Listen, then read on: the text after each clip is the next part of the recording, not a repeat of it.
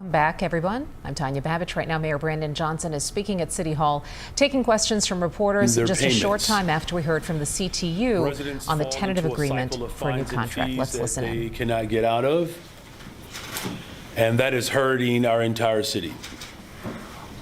My administration is charting a path towards relief. Today, we are proud to launch the city's ticket debt relief program. This is a critical step to alleviating our residents' financial burdens, especially those who rely on their vehicles for work, family care, and other needs. Beginning today through June 30th, we are offering Chicagoans the chance to eliminate old ticket debts without added penalties or fees. If your vehicle ticket debt was in final determination status before December 31st, 2023, you can settle it by paying only the base fine by June 30th of this year. This program also includes relief on towing, storage, and booting fees, plus those late payment penalties and collection costs are waived. Even if you are currently on a payment plan for ticket debt, you qualify for this relief program. We want residents to be able to resolve their debts without spiraling further into economic instability. This is what it means to build a government that's rooted in care, fairness, and justice. To the Chicagoans who have old ticket debt, this is your chance for a fresh start, so do not wait.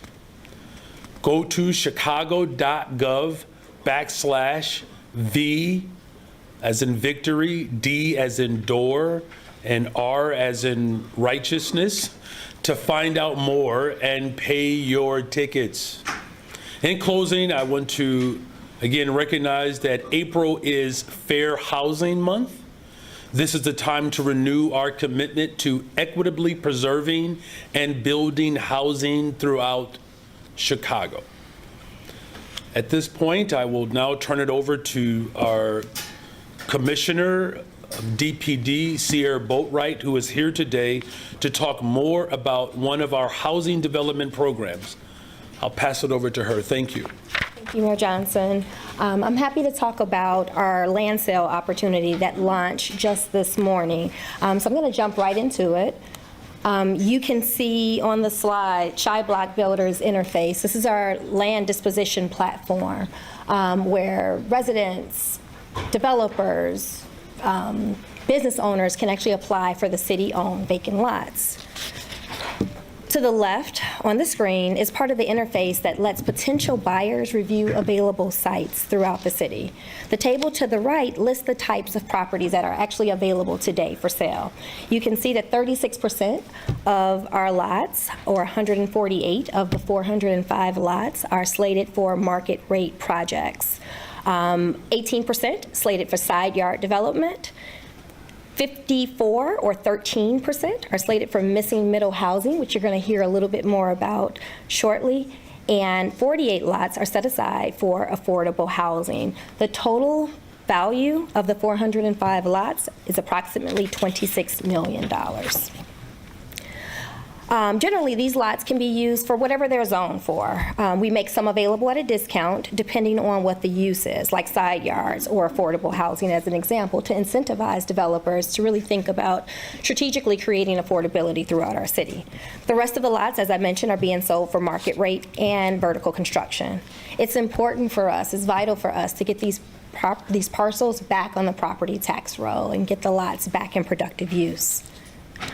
Most of the properties were acquired by default, often through demo and tax liens, sometimes decades ago. So let's take a look at some of the opportunities. My team and I are thrilled to expand Mayor Johnson's Missing Middle program this round.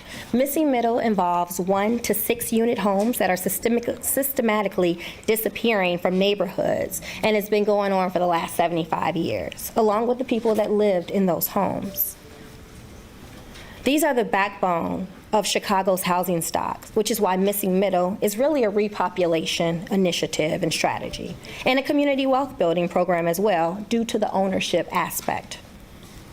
The program launched in October with 40 lots slated for development in North Lawndale. These images that you see on the screen represents the projects moving forward by 5 minority-led development teams. This equates to $40 million in total project costs. You all can look for groundbreakings happening early this summer.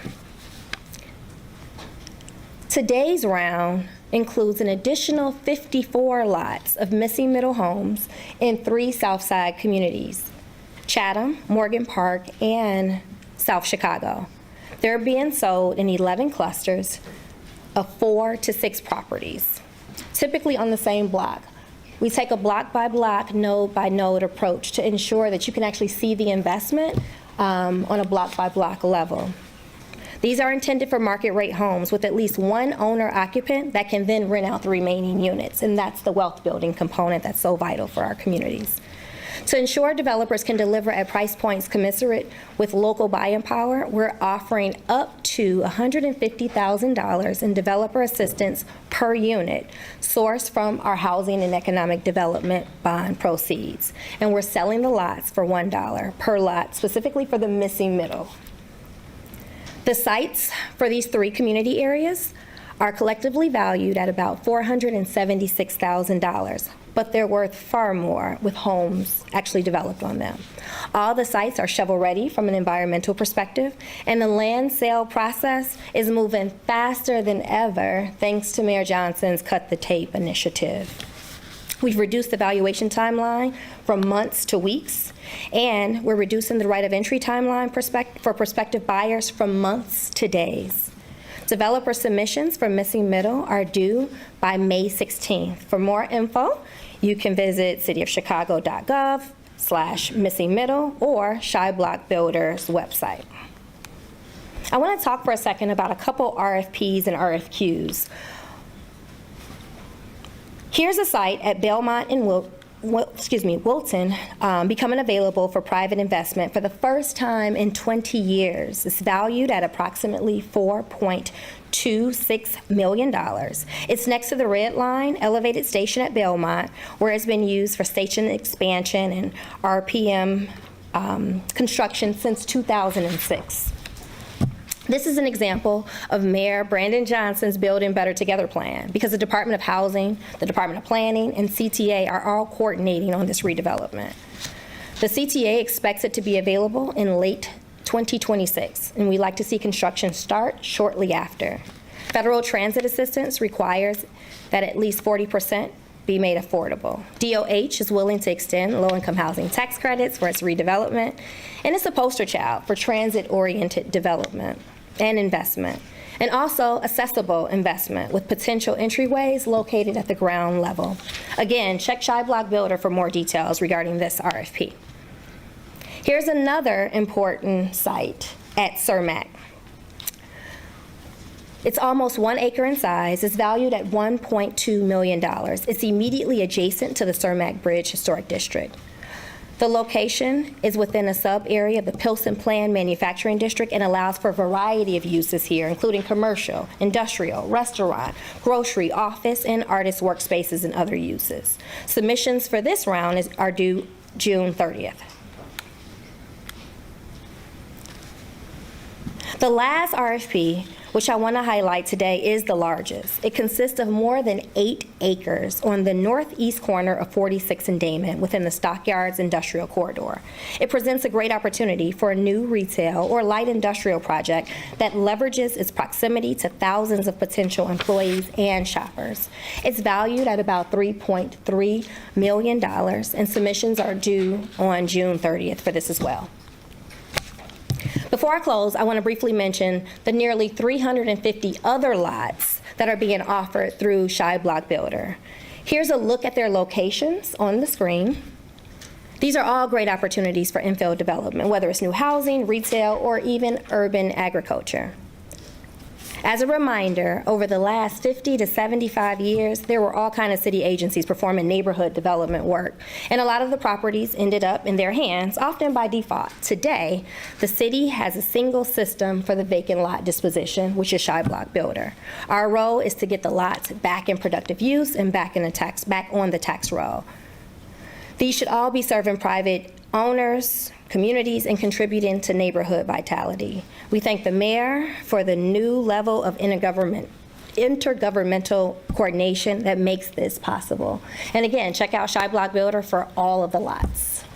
Thank you, Mayor. Thank you, Commissioner Boatwright. We are also joined by my budget director, Annette Guzman, my chief of staff, Tina Pasion-Zayas, and my chief operations officer, John Robertson. And with that, we're open to your questions. Testing. Okay. We have time for one question, one follow-up, and no monologues, just questions. Thank you. Hi, Mayor. Hi, good morning. I want to ask you about the tentative agreement between the Chicago Teachers Union and the Chicago Public Schools. Does that tentative agreement, which of course still has to go to the House of Delegates and the CTU membership, sort of help you transform, as you've said, the Chicago Public School District into a district that will offer every child a well-rounded education? And will it protect veteran teachers? Those two were your sort of top lines for the negotiations. It certainly does. Look, this contract is a reflection of my overall values, as well as what the people of Chicago expect. Increasing our sustainable community schools is very much aligned with creating a school district where there are resources as well as community input on the direction of that particular school. Dyett High School is a great example of a sustainable community school. When you invest in people and when you invest in children, we create champions. Beidler Elementary on the west side of Chicago is another good example of a sustainable community school. And mind you, both of those schools were slated for closure. So this is a complete transformation and a move away from school privatization, layoffs, closures, the so-called turnaround model. And so yes, this contract does reflect the values that I ran on and what the people of Chicago expected from my administration. And I'm also very proud that there are a couple of things that Richard M. Daley and I do have some alignment around: running successful Democratic National Conventions and avoiding teacher strikes. Changing topics, there's been a renewed call for a teen curfew downtown. You have said that that is not a great idea. Why then does the teen curfew remain in place in Millennium Park that was imposed by former Mayor Lori Lightfoot if curfews aren't the way to protect people downtown? Well, look, I'm not suggesting that there aren't values to having some regulation and some curfews. What I'm saying in this particular instance is that the working to relocate or displace the problem is not how we solve the problem.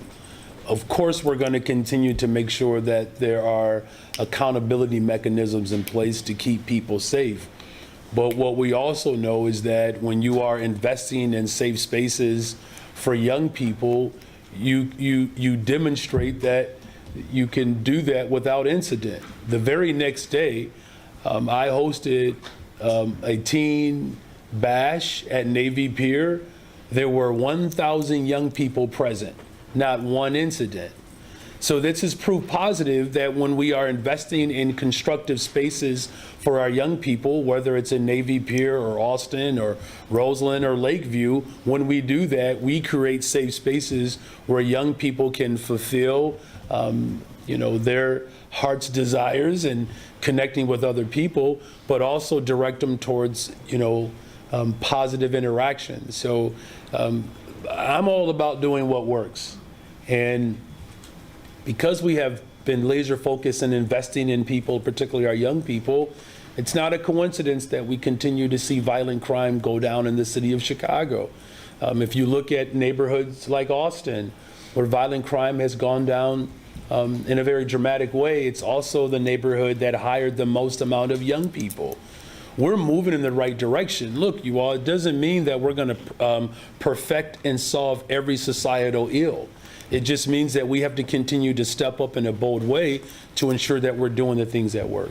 So you won't move to reverse the curfew in Millennium Park this summer? I mean, that's, I haven't really thought much about curfews, to be honest with you. I think I spend more time thinking about how we actually can invest in young people and create more healthy, safe spaces for them to be able to, exercise their heart's desires and do it in a constructive way.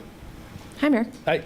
The MEABF payment will be a problem again next year. It's still a problem now, presumably a larger one next year and for the years after that. What is your preferred long-term solution, and is there one that doesn't hurt the city or the district's bottom line? The disentanglement of our school district and their reliance upon the city of Chicago as means to support the system is something that I've been talking about for years. When we passed the elected representative school board, we were already working with Senator Martwick to work through the disentanglement. So short-term and long-term is to make sure that the independent governing body, the Chicago Public Schools, can stand on its own. And in terms of the short-term, we'll continue to have conversations with board members. Look, the vast majority of the board members actually agree that it is their responsibility. So it's not a debate on whether or not where the overall will is. So I'm going to work with the board members. We're going to work with the General Assembly. My office is going to lean in even more because, look, it's ultimately on my watch to ensure that we create systems that are economically solvent. And I'm bold enough and audacious enough to actually take on that challenge. So again, the vast majority of the board members recognize that securing the pension and retirement for their workers is their responsibility. You saw in our last presentation, pardon me, I don't want to assume if you saw in our last preparation, but when our chief financial officer laid out that the city of Chicago subsidizes or supports our public schools in the tune of $1 billion. There are a host of things that we have to look at as a city and as a independent governing body, Chicago Public Schools, of how we disentangle decades of reliance. We're up for that challenge, though. Do you think there needs to be a change in state law to formally move the responsibility of that payment to Yes. the independent board? Yes, I mean, this is what I'm saying. The disentanglements are real. And in order for this body to behave as an independent structure like every other school district across this state, it is going to require some codification. Can we keep moving just because we have a lot of reporters? Sorry. Thanks. On that, on that payment, like you have a few options for the missing revenue for 2024, or more limited options, but the 2025 budget, we're earlier into that year. Are there other options, available options that you have that you could Yes. kind of proactively do now? And would those options, as opposed to when you passed the budget, you rolled out significant layoffs or seeking furloughs, are you reconsidering or feel like you have to reconsider that now? Look, for we've always- 2025? Thank you for that question. Look, we've always worked hard to ensure that we're not laying people off and cutting services. We've been able to effectively do that through responsible budgeting. We do have other options, though. Yeah, and I think the question presumes that we're not working with CPS to solidify the payment for 24 or 25, right? We're still working with CPS and the Board of Education. I think, as the mayor has just rightfully stated, the entanglements are real, but so are the need for us to work collaboratively and cooperatively, not only with the Board of Education, not only with the state of Illinois, but with our city council on the future for how we responsibly disentangle from CPS. As the mayor said, the CFO last time laid out just how reliant CPS is on the city of Chicago for everything from their pension payments to the capital improvements on their buildings. Those entanglements are real. And so I only say that to say we don't want to leave CPS without a partner while also giving them an obligation. And so I think it behooves all parties to work responsibly together to figure out what is the pathway to ensuring that both of our institutions are not only solvent, but that we are helping CPS towards independence. And then shifting topics, I'm going to try to get 3 in one here. So there's a special city council meeting on Monday to consider the 35th ward appointment. One, why go through that like a special meeting as opposed to the regular city council meeting? Are there things coming in April where you would like to ensure another ally on the council for a tight vote? And then have you made that selection, and why is it Anthony Quezada? Well, I have not made any announcement on who it is, and the government that I am leading in this moment, as you all know, that we don't have a lot of time, quite frankly, with all the attacks that are coming from the federal government as we push back and stand up to the Trump administration. The Trump administration doesn't want to see the type of affordable housing units that we're putting forward. The Trump administration certainly does not believe in public education. If you look at 2 of the main things that we're talking about today, we're talking about building more affordable homes. The Trump administration hates that concept and idea, so much so that he's working to defund it. Our contract that the Chicago Public Schools has worked towards finalizing an agreement. The Trump administration is opposed to small class sizes, sustainable community schools, and as well as protecting workers. And so the business of government has to move with some expediency because the time is now for us to ensure that working people can afford to live in this city, as well as being able to send their child to a fully funded school. That's what we're doing. We're doing that now, and I think that there's a lot of excitement at the city council level to move these projects and these opportunities again with expedition. Good morning, Mayor. Good morning. We're going to pivot to tourism now. Are you concerned how or if the Trump administration actions or worries about deportations might affect tourism? Is that something you guys have talked about? That's a good question.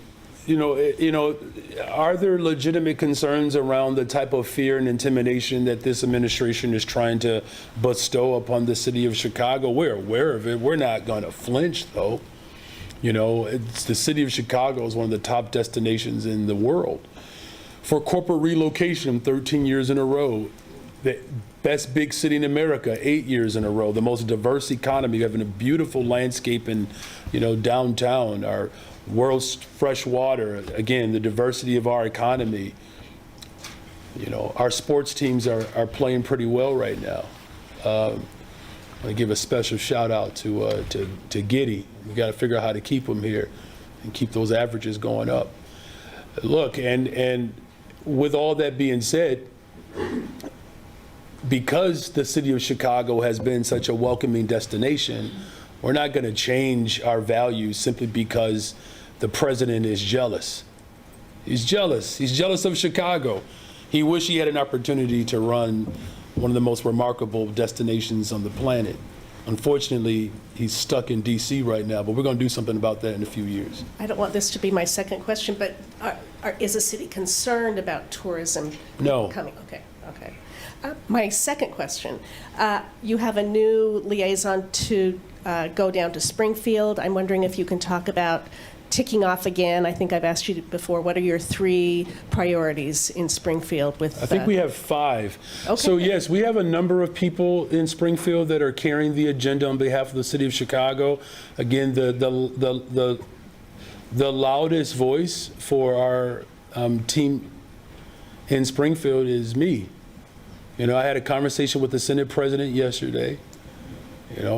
Senate President Don Harmon is my mentor. He gave me my first job, and I was his director of constituent services, making $10 an hour.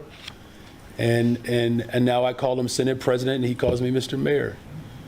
Had a few conversations with Speaker Welch. On rotation, our budget director and our CFO have had regular conversations with Springfield. My chief of staff, she understands that place better than any other chief of staff in the history of Chicago because she's been there. And her relationships, of course, are tried and true. And so those top priorities, CPZ, if you don't mind just running through them, there's a number of them. Yeah, a lot of them focused on revenue. So there's the personal property replacement tax There is also the telecom fix that we were working on last session, as well as the 911 surcharge, extending that. The sunset was set for this year. We're extending it a little bit further. We have mandated categoricals in the Illinois State Board of Education funding. This would be something that wouldn't just benefit Chicago Public Schools, but it would benefit the entire plethora of school districts, the 852, because as you know, with mandated categoricals, there are certain services such as transportation and special education and bilingual education that school districts are required to provide, but the state does not reimburse at the fullest amount. And so right now there's some discussion about increasing the proration so that we can get closer to 100% reimbursement, which would then mean that all school districts would get more money into their budgets to take care of the funds that to take care of the services that they're required to give. And then the last is the One System Initiative. This is the partnership with the state in terms of, what we took with our legacy homelessness system and the emergency temporary system that we put up, because of the humanitarian crisis. We built the infrastructure for something that would live beyond that crisis, but ultimately be able to expand our beds to 126% increase, up to 6,800 beds, have a 24-hour access point, so that now we have nobody on a wait list if they need shelter. So those are the 5 top priorities. Of course, we know that transit is huge, and there's a lot to be discussed there with respect to the the RTA and the various proposals that are put out by some of our colleagues in the labor space, as well as the advocates. And thank you. And good morning, Mayor. Good morning. I want to follow up on the issue of teen opportunities.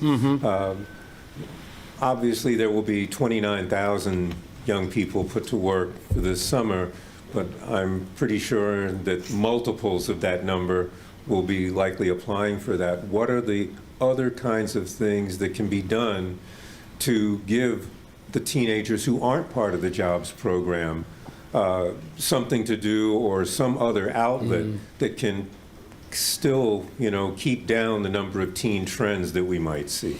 Yeah, thank you for that question. This is, where my heart is, investing in our young people and creating opportunities for them all the way up to the ages of 24. At 49, if you're under 30, you're considered young to me now. I can't believe that has happened. But we know that the programming for the city of Chicago historically has been 14 to 18, but we've expanded it 14 to 24. This is why I'm calling on everybody to lean in. There are investments that the city can make, and then there are things that I know that the business community, they want to do more. And many of them have leaned in, but we do need them to do more. Our faith community, I'm having conversations with different members of our various faith communities to create these spaces and give them more opportunities so that they're not wandering in the wilderness or lost in space.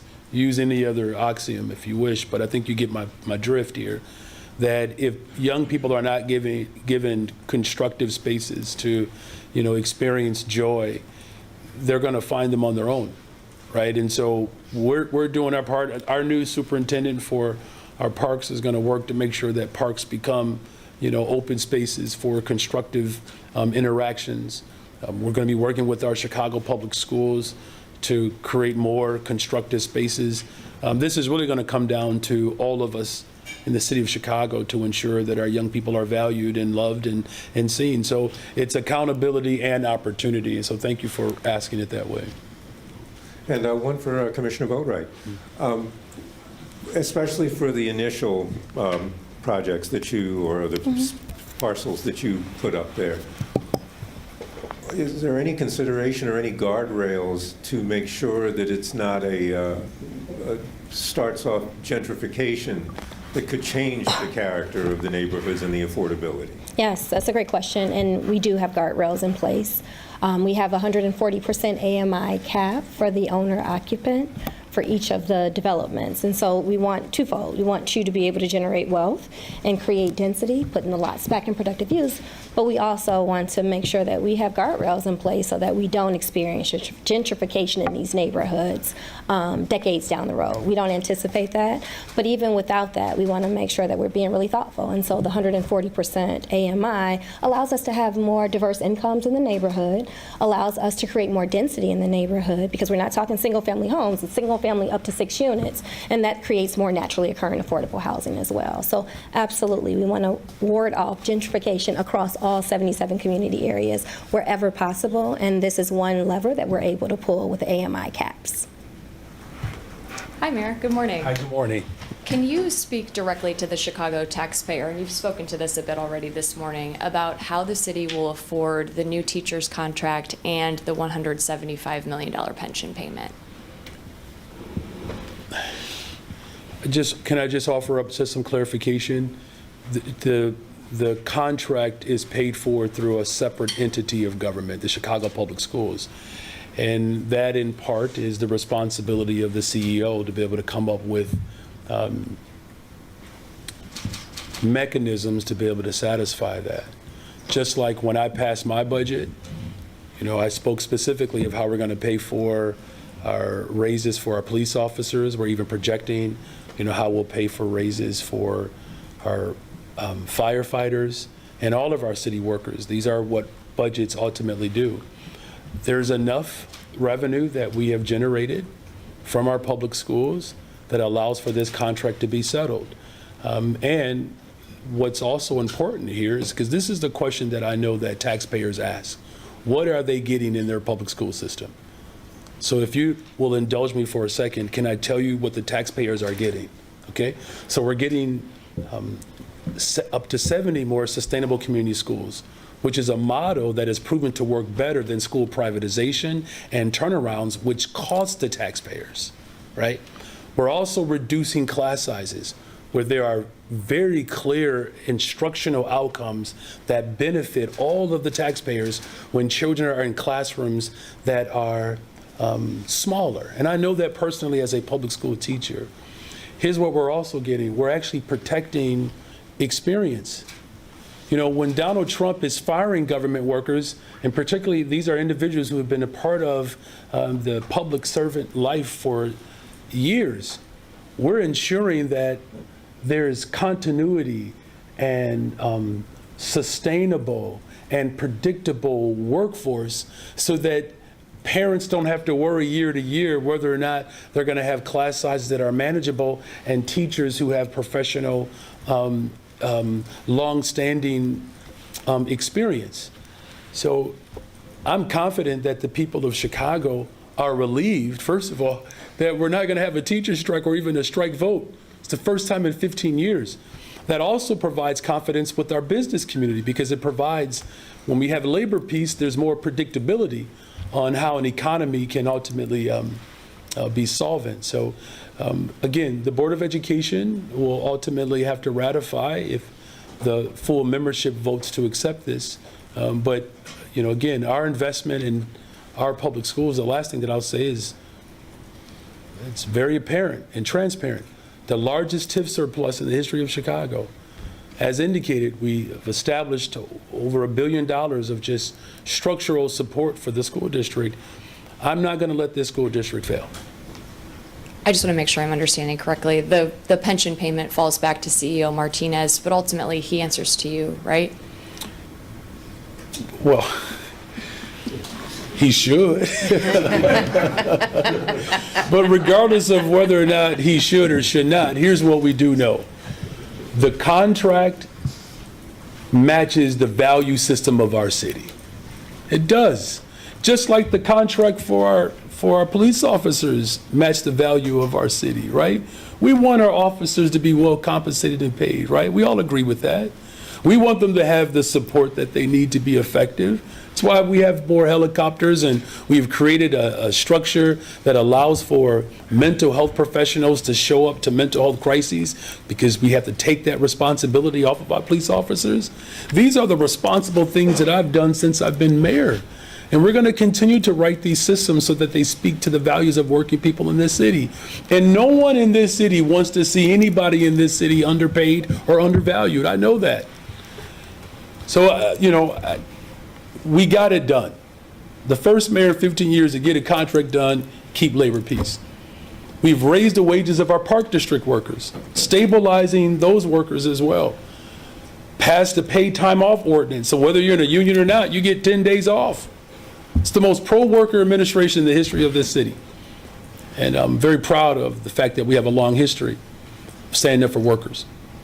Mayor, happy belated birthday. Thank you. I would just say that you all are making my siblings a little envious because I've gotten more birthday wishes and gifts, personal gifts. Are they in the closet? Yeah. I've gotten more birthday wishes in these last few days than all of my 9 siblings have gotten combined over the course of 49 years. But thank you for the birthday wish. You bet. On that $175 million non-reimbursement for the MEBF, I know there was a letter your finance team sent out to alders.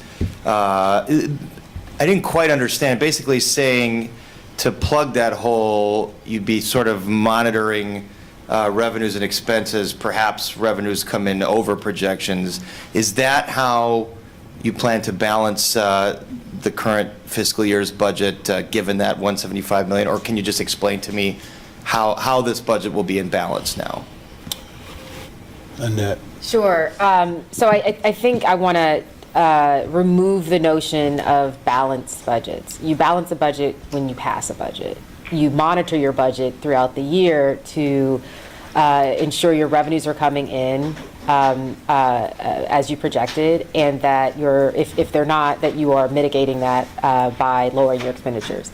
Last year, we forecasted the non-receipt of the MEABF payment in our forecast, and so we took measures to reduce our expenditures in the chance that that the agreement couldn't be struck with the Board of Education. So we took those measures last year, and so what we're doing now is reconciling the end of the year to see how the rest of our revenues came in and the rest of our expenditures came in, and that report will be due in June to City Council. Okay. And then to follow up on what Tara was asking about, because CPS the board did not vote on a supplemental budget, and this new contract will cost, according to CPS estimates, about $300 to $400 million a year. Mayor, is it your recommendation still that the CEO and the board consider new short-term borrowing to be able to pay for this contract?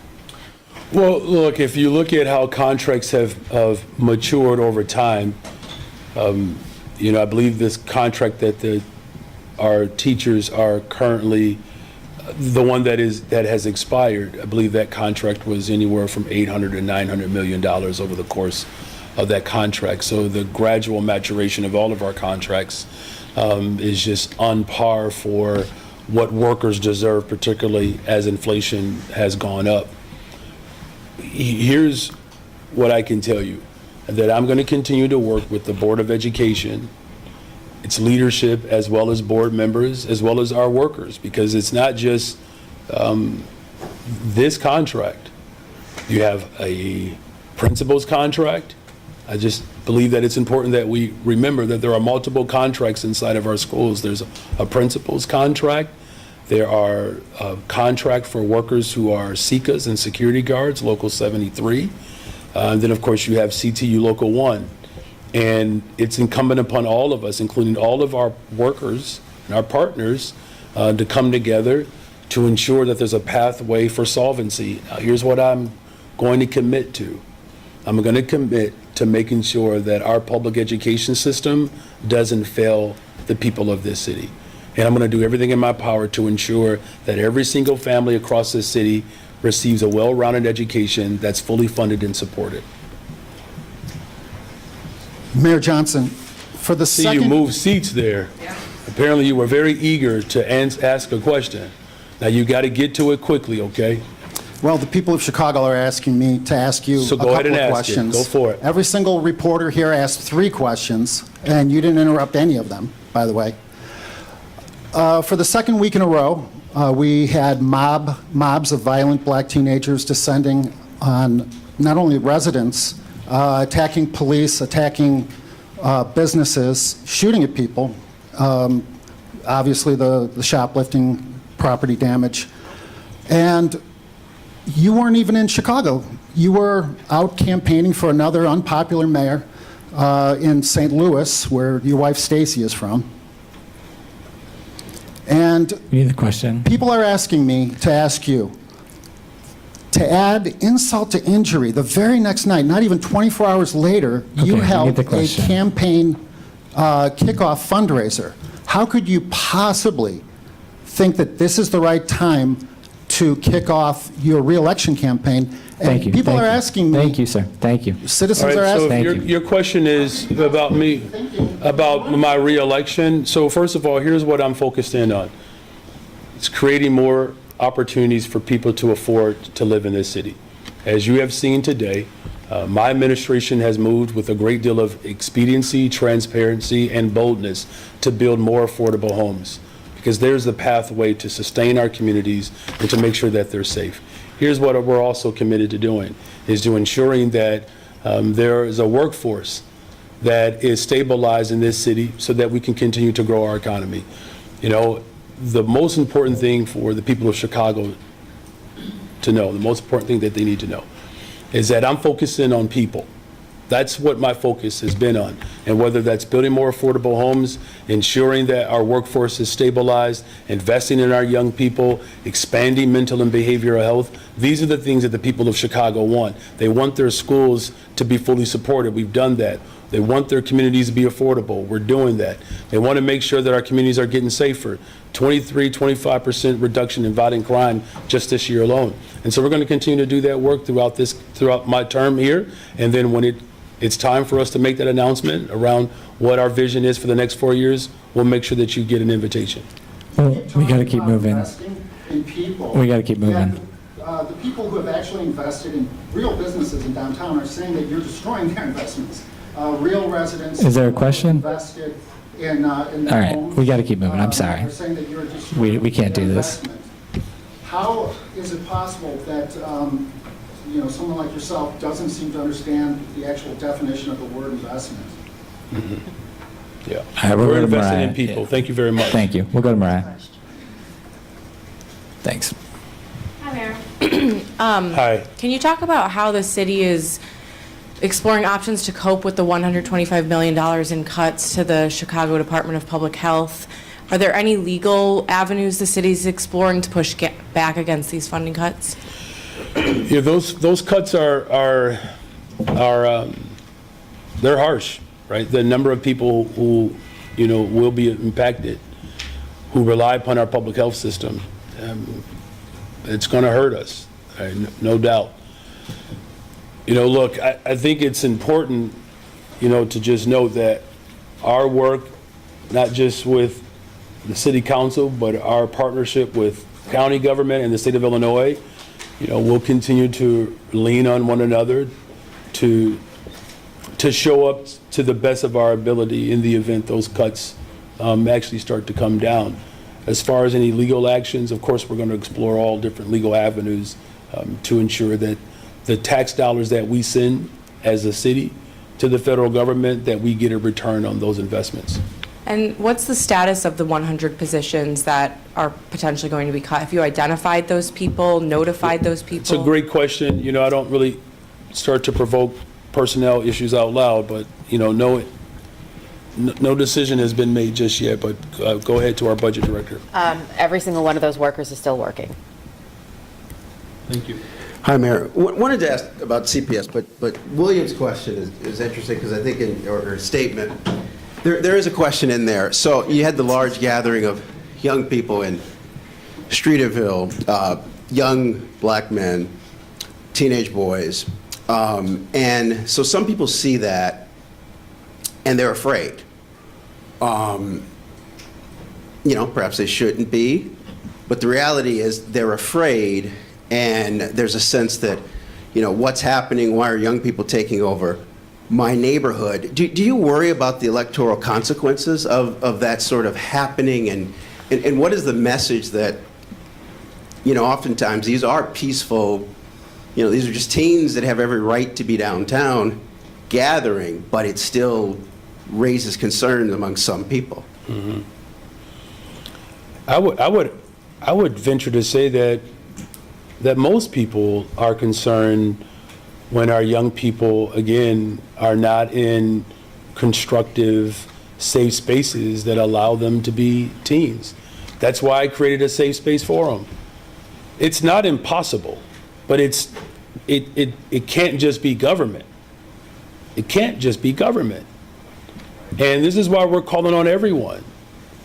The consequence is not about elections. The consequence is about making sure that our young people find their purpose and that people can live in their neighborhoods, without wondering if, their neighborhoods are going to be disrupted in any kind of way. Nobody wants to experience that level of disruption, and we're certainly not tolerating it, and I never have.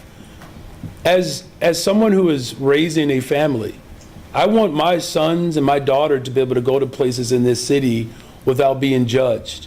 But I also don't want them to be in places where they're going to feel unsafe. And keep this in mind, you all. We had an event that was dedicated to young people at Navy Pier, where 1,000 of them showed up the very next day, and you did not have a single incident. Can we just do ourselves a favor? Let's actually show what a constructive environment looks like so that people know that it's possible. And I get it. I mean, I'm not dismissive of the fact that this did happen. I'm saying that the very next day we actually proved to people that young people can come downtown if they're supported, loved, invested in, have some structure. For too many of our young people, and it doesn't mean that it's the vast majority of them, but for too many of them, they just don't have enough structure. I know that as someone who is taught in our public schools. If you don't have structure, the idle minds start to linger. So what I'm saying is there's proof positive that investing in young people and providing a constructive space for them to be able to hang out, you can do that without incident. When we do not do that, we do raise the risk of our young people, provocating, a desire and a need, to be able to be themselves. And again, the accountability and opportunity is the focus, but it's going to take all of us. Now that the CTU contract is just about done, have you thought at all about recommendations to the Board of Education to reform the district, such as dismantling CPS's central office, maybe taking those thousands of jobs and reinvesting that back into the classroom? And now that it apparently is over, waiting on those final votes, that meeting at City Hall 2 weeks ago Wednesday, what would you like to now tell us about kind of what you said or any role that you played in landing the contract? Well, I said get it done, and they did, and I gave them direction on how to get it done. I guess the one benefit of having been a part of these conversations, I was able to help, CPS leadership and the CTU see how close they really were, and then provided a pathway for them to land what essentially were non-economic issues primarily. As far as the district moving forward, look, there's no secret that, I'm going to do everything in my power to ensure that every single child in this district receives a high-quality education. That's why I'm pleased, particularly around class size and protecting experienced teachers and expanding our sustainable community schools. Something that we didn't talk about enough, but there are provisions and measures within this contract that will help us to address this. Our Chief Operations Officer is here. We've attracted billions of dollars. Our Commissioner Boatwright is here. Billions of dollars into the city of Chicago. The city of Chicago, the difference is we're open for business, we're just not for sale. And 37,000 construction jobs, roughly. And so we're going to begin to move our district towards ensuring that there's access to the trades. A program that we're running right out of City Hall right now is with Streets and Sanitation. You were part of that conversation, and thank you for that coverage around the young people who signed up for a summer opportunity to work in streets and sanitation, and 50 of them stayed on with good union paying jobs. I believe this year we have 100 signed up for this program. And so our school district, as we move towards STEAM and other areas of interest to make sure we're creating the next layer of workers, that we're going to have a whole bunch of construction jobs available for our people in this city. And the 1901 project on the west side of Chicago, that's a $7 billion investment, as well. So the district is not so much dismantling the district, it's making sure that we structure the district to respond to the growing economy. Charlie? Oh, hey. Hey, Mayor. I'm sorry, but I want to circle back to the teen issue again. Okay, sure, it's okay. This is an important topic. You don't have to apologize. This is important. The folks over at SOAR sent a letter to your office yesterday demanding there be some change. Alderman Brian Hopkins, in announcing the arrest of the 15-year-old for the AMC shooting, said, he would have been affected by the curfew and wouldn't have been on the street had that time been pushed up the 2 hours. What is, from your perspective, the disadvantage to moving that curfew up 2 hours? And when we talk about teen gatherings, your event at Navy Pier was lovely and all the kids had a good time. Be careful here. But it was during the daytime. Okay, I just want to make sure. I thank you for being careful there. And it wasn't at the same time when a lot of these kids are out. So what can we do to address not only the age problem in the area, but also the creation of activities at a time when a lot of kids are on the streets or going to the streets? Well, first of all, we don't want to assume that all of our children are on the streets after 8 o'clock or after 9 o'clock or after 10 o'clock.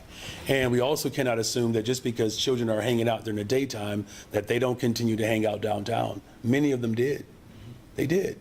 And it happened without incident. So I don't want to put a disclaimer there. I wouldn't put a disclaimer there, right? And as far as a 15-year-old having a gun, let's just pause for a second.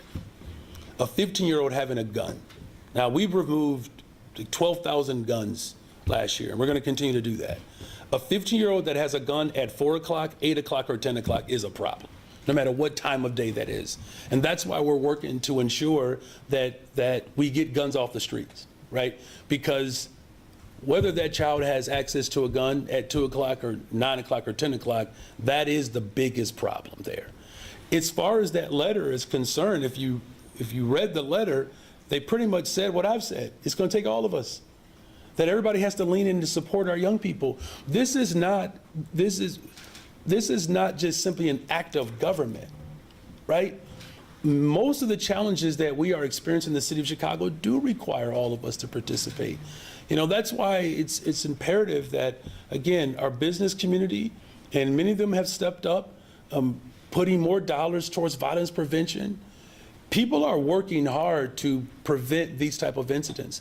One is too many, but let's just keep this in mind. It's not like this is happening every night, every weekend.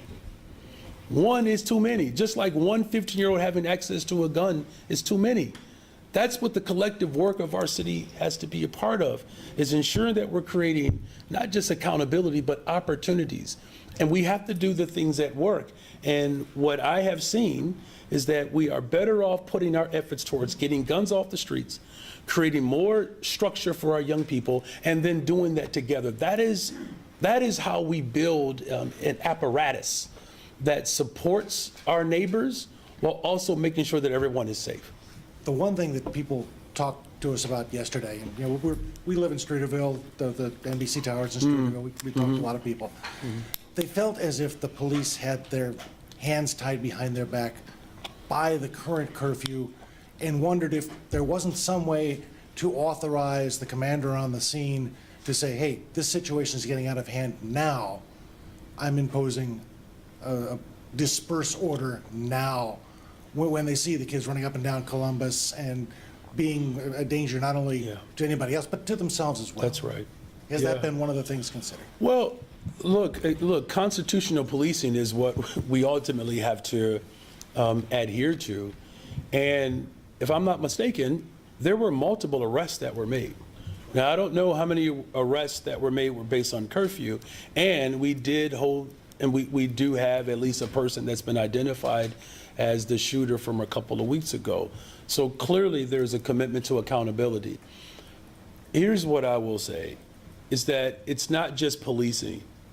There's a lot that we have to do to make sure that young people who believe that's the only way in which they can have a good time, it's going to take more than policing to, make sure that we're engaging responsibly. That's why I was appreciative of the tone of the letter that also said what I've been saying, is that it's going to take more than just government. We have to have support for these young people. We have to have support, for the homes. There has to be a level of accountability even as we create opportunities, and that's what I'm committed to. Yeah, you're welcome. Good morning. Good morning. For the record, 49 is young to me, too. and Craig. Just so you know. Yeah, this is right. So, anyways, back to CPS. I know while a contract was settled without a strike, it took a lot of turmoil to get here. Yeah. Unsuccessful ouster of Pedro Martinez. You had a school board that quit. Was it all worth it for you? Especially in the end, Pedro Martinez is still there, the loan wasn't taken out, and teachers are getting raises that they were offered last summer. Well, look, when you have class sizes that you could not negotiate over in previous contracts, and you're actually able to land a deal that lowers class sizes, for the health and the benefit of that child, I would say it's worth it. For our veteran teachers that have been, marked with disparaging, sometimes direct and indirect characterization of a veteran teacher, that we have, secured work experience, I think it's worth it. We had 20 sustainable community schools. That was part of an outbreak of organizing as a response to the expansion of privatization and school turnarounds that laid primarily veteran teachers off, Black and brown women, and now we have an opportunity to expand that to now 70. I think it's worth it, right? Because if you think about, diet and as well as Beidler Elementary School, these schools were slated for closure, and the instead of the turnaround model or the privatization model, the closure model, we went to a sustainable community school model, and now those schools are examples, and now 50 more of those type of schools will exist. I think that's worth it. The fact that we actually have support for arts and sports, particularly after school, we doubled the amount in the contract so that smaller schools are supported. When I would visit small schools, if you're not sort of a powerhouse school with booster and PTOs that help raise dollars, some of those schools do not have rides to away games. We doubled the amount of dollars for after-school programs. And within the contract, there's a commitment for 400 more teachers' assistants. I mean, I could keep going. I'm saying all of it is worth it when we are investing in our public accommodations. I mean, as far as I think to the premise of your question, with all of the challenges that we had to get to this point, this clearly wasn't about the raises, right? Because that part in and of itself stayed the same. But all the other things that I just listed off, those things were not agreed upon. And, when you're fighting to ensure that we have a district that respects working people in this city, it will always be worth the fight if the people of this city get to benefit from that fight. And I believe that if the members of this union decide to, codify the agreement, it's going to be an incredible win for the people of Chicago, and that fight is always worth it. And everything you just listed, obviously very costly. CPS says they have the money this year, the 24-25 school year, to pay for this contract. But there is no money. They're facing a huge deficit for the remainder of 3 years of this contract. So you still have control over the school board for the next year, and as budget season opens up over the summer, as they have to come up with a balanced budget by July. What are your suggestions of how to? Look, that's a great question. Look, we'll do it. Just like I came in and I had a $500 million deficit in my first budget, had $1 billion deficit in the second budget. We rectified that. We are leading in this moment. Look, I never expected the job to be easy. Nothing that I have ever done in my life has been easy. But what I can say is that I put in the work to ensure that we level set in this city without harming working people. Now, all of us are going to have to roll our sleeves up to ensure that we do that with CPS's budget. We're going to, continue to organize and work in Springfield for CTA. I mean, if you think about it, all of the systems that we've inherited up to this point, have these, I guess, fiscal challenges. But we're up for it. I mean, this is Chicago. Remember the last contract? Folks said we didn't have enough money for that as well. And the contract before that, there were some people that believed that I gave police officers too much money. Many people talk about how we may not have enough money to solve, these fiscal challenges, but yet somehow through and through we have figured it out, and we will continue to figure it out because it's so paramount for the people of Chicago that I get it right. And so far, I think we've done a good job of getting it right. Thank you for that question. Hey, Mayor. Hey. We saw 2 elected school board members who were endorsed by CTU sign their name onto that 7-member letter against the borrowing plan. Does that signal trouble for the union and your education agenda ahead of the next school board elections? No. Following up on Justin's question earlier, why should Chicagoans believe the process to pick a 35th Ward alderman wasn't a rubber stamp? Every mayor has enjoyed the responsibility of appointing someone that reflects the values of that particular community. I will do the same. Hi, Mayor. Hey. When you say you support working with the Board of Ed on the MEABF, are you saying you support them having another go at a budget amendment vote to reimburse the city, perhaps when they vote on the contract? Yeah, that's a good question. Look, the vast majority of the board supports this effort. Here's what we have to do. We have to work collectively to work to disentangle particularly the financial reliance on the city of Chicago. That work is going to be ongoing. It's inevitable. Whether it happens now or later, it's inevitable. But yes, I'm going to continue to always work with people. Do you think you have the support for it to happen now, maybe when the next time they vote? Again, the vast majority of the people on the board actually support this. Thank you. This will be the umpteenth question on the teen gatherings. Okay, all right. No, I do. I mean, and seriously, I do appreciate the interest here. I mean, this is an important issue for the people of Chicago. So you talked a lot about the need for businesses and churches and whatnot to step up, to provide spaces and whatnot. But you've used the word accountability a lot. Where is there need for more accountability for these teens who come down and misbehave, to use a soft term? Yeah, I mean, look, whether they are misbehave or they do something violent, I mean, I think we can name it. Some of the acts were violent. All of them weren't. Accountability comes when, unfortunately for some of these young people, and all of them were not teenagers, by the way, there were several arrests that were made. Several arrests. And as far as anything beyond an arrest and going through the process of within our legal system, that is a layer of accountability.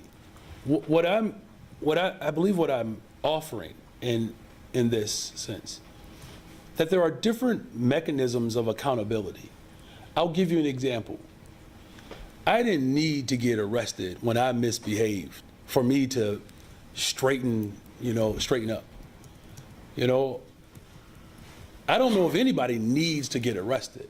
What I'm saying is that there are accountability mechanisms when you have businesses who help support our young people and show themselves to be mentors, show themselves to be parental figures, if you will. That level of accountability is important, right? And this is why activity is so important. I remember when I was a coach at Jenner, where I taught middle school, and there were some players of mine that would get out of line in a different classroom. And you know what some of those teachers would say? Do I need to talk to Mr. Johnson? And some of those players, the vast majority of them would straighten up. That's accountability, right? And I think the more we create those spaces for our young people, there are other adults in their lives that they are accountable to, and and in many instances can incentivize them, walking a more purposeful life.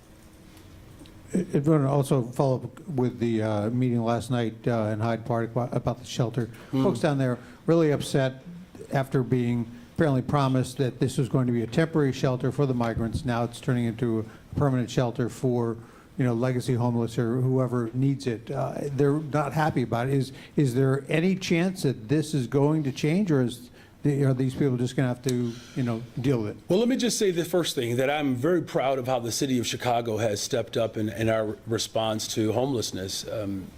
As my chief of staff indicated, our One System initiative, we created more shelter beds year over year than any other time in the history of Chicago. I believe we increased it by 126%. And so for the first time, likely in the history of Chicago, when people call 311 looking for shelter, there's not a waiting list. I said that I would respond to the housing crisis. I said that I would respond to the homelessness crisis, and we are responding to that. And this One System initiative, where I believe 89% of those who are in shelter are individuals that have historically lived in Chicago or part of who have grown up in Chicago. And then the others are individuals who are part of our shelter system who have come from other places on the planet.